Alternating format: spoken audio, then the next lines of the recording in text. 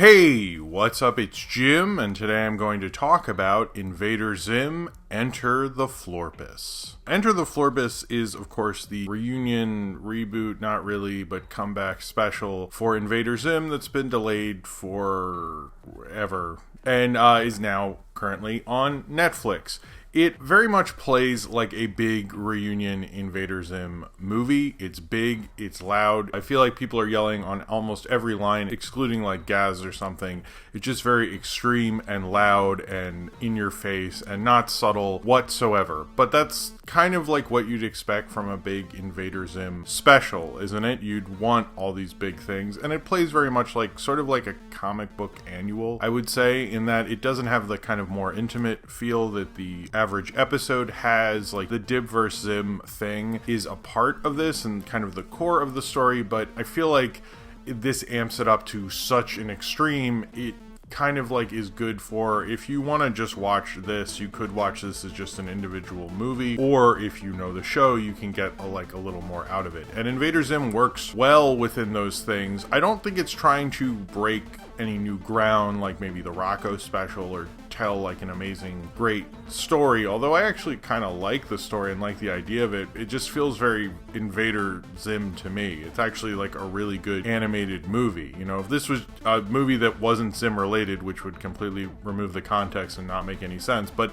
under that weird guise of things, I actually think it would be a really good movie. I sort of wish they played it in theaters because of how well animated it is, which I notice seems to be the thing with these reunion movies, including the Hey Arnold movie, the Invader Zim movie, and this movie. They seem to put a lot of money into these specials, and you can really tell they really use that budget very well. The art style changed quite a bit, which I think might be off-putting to some people because you kind of want the same art style, almost exactly the same. Obviously, if you have more money, the animation is going to flow better, things of that nature, but as Jonah Vasquez's art style has changed, he has also changed it in the Invader Zim special, which I actually think was pretty cool. In some ways, the animation has changed more than like anything about Zim or Dib.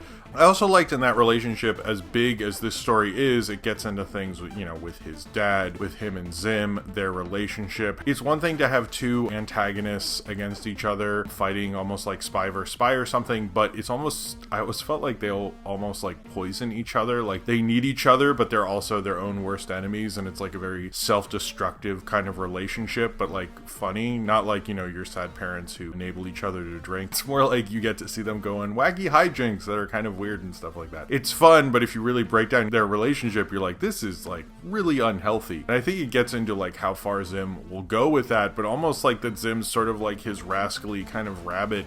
He's trying to fight and he's Elmer Fudd, and they'll never let go of each other. It's just kind of like this conflict constantly going until one of them, you know, dies or succeeds or something. And in this, I guess they get closer to that. I liked sort of what it's saying, I guess, even though it's sort of a lame thing to bring up about, like, you know, iPhones or kind of any sort of tablet kind of gadget, and how people are just so ready to latch onto that thing and embrace that thing regardless of whether it's like useful or not. I feel like that a lot about technology, like Bluetooth headphones. Did I really need a new kind of headphones and now I have to charge them? Thanks a fucking lot, everybody. And now they're like, everybody loves them. Maybe that's just an old man me talking. It's cool not to have a cord sometimes, but I also don't want an extra responsibility in my fucking life charging stupid headphones. In some ways, I totally get, like, you could launch a thing like that from a major technology company and they would totally eat it up, and he plays within kind of like the sheeple, quote unquote, idea of actually doing that, which I thought it does really, really well. That just the whole world was like, yes, we love it and this is amazing. As a basic idea as that is, I sort of agree with it some of the time, and I think it works within like what the kind of view of the world that Jonah Vasquez and the Invader Zim show really has. I had a lot of fun with it, and I guess that's ultimately what it's trying to do. What it's trying to say with Invader Zim is just like tell another Invader Zim story. Maybe the ultimate Invader Zim story.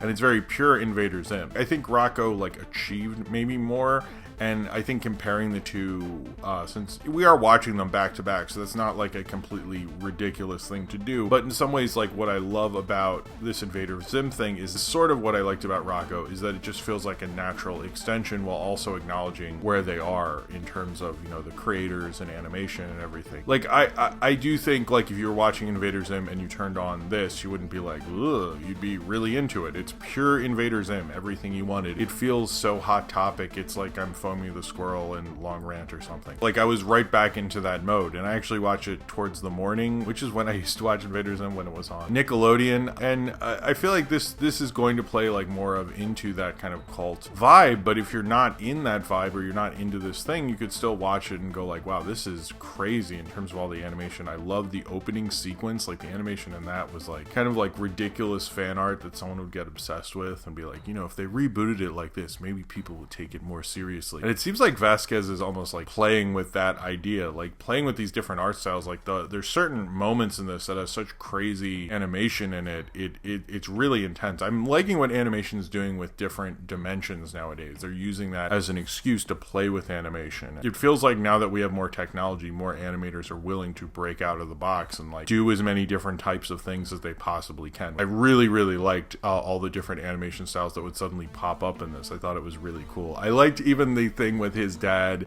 and his dad is like no one is more excited than me, and he gets in that guy's face like, that's scientifically impossible. I remember kids getting upset, like you were going to the same concert, or if you got tickets to a concert, they'd be like, yeah, but you're not as big of a fan as me, and you're like, okay, I mean, I guess so. I don't really care that much. But this kind of plays within almost like kind of the gothy identity of high school. I mean, Dib has always really done that. I like that intensity. He's really having a lot of fun with it. He doesn't seem like he's someone, Vasquez, who takes himself that seriously, but also like very serious about the medium he's in, which I think is a really great line that in Enter the Florpus really does. It's a really good special, and it shows me what Nickelodeon and Nickelodeon Animations and Nicktoons really has to offer, because they were able to do all these kind of different things. Maybe there's a lot of Nicktoons who don't do that, the less memorable ones, the less ambitious ones, but it feels like Invader Zim was maybe the most ambitious in terms of animation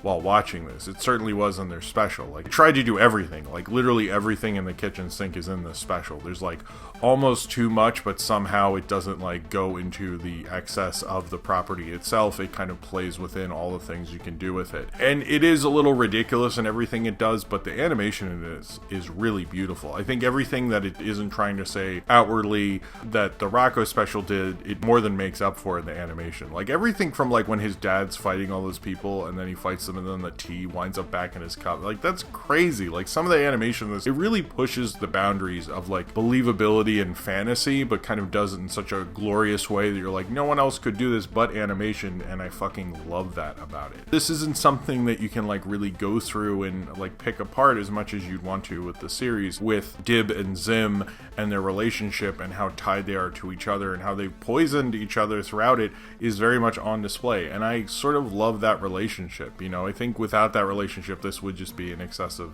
a bunch of nonsense. But again, taking out that entire context is largely inappropriate and doesn't make any sense. And I don't even know if it really needed to be called Enter the Florpus. Like, there's only... I mean, there wasn't enough entering the Florpus for me. If you're going to call it that, I expect at least a couple of Florpus penetrations in one movie. It was a great special. I thought it was really good. It was fun. It was fun for fans. I don't know if it'll stick with me as much as the Rocco special. That seems to be the one that story-wise I've been really thinking about what it achieves, and every time I think about it, I'm really happy that it was able to come back in such a way. In this, I'm still like, I almost feel like, yeah, it did its thing, and it was pure Invader Zim, and maybe that's what's pretty cool. Maybe I should just be happy. It gave me exactly what I wanted, but it feels like a lot of like in this kind of bingey era where you like sort of take in something and then 4 days later you're like, oh yeah, they did make a season 3 of Stranger Things. So I do feel like I had to shoot this review quickly because it wasn't necessarily staying with me as much, but I did have a hell of an amazing time. And I would say, like, if this was a theatrical film, it would definitely be one of my favorite animated films of the year.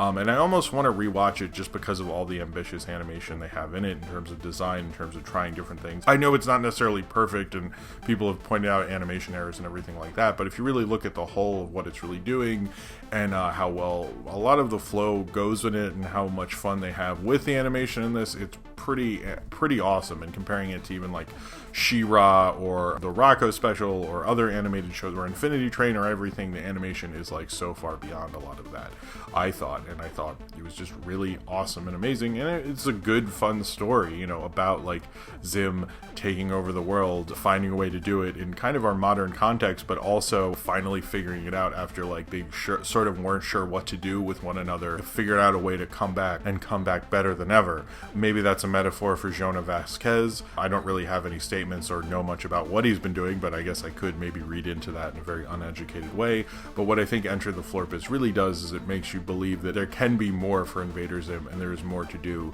and this perpetual sickness of a relationship between Dib and Zim will never end and keep going until one of them destroys the other, or maybe they'll just continue to fail to do that to either of them, and fail in such a glorious way that we'll be here to watch them do that all over again. And Enter the Florpus at least gave us one more time. I would actually like some more, and I think it opens the window for it, but we'll see about that one. So if you have seen Invader Zim, Enter the Florpus, and you would like to talk about it, then comment below in the comments and subscribe if you would like to.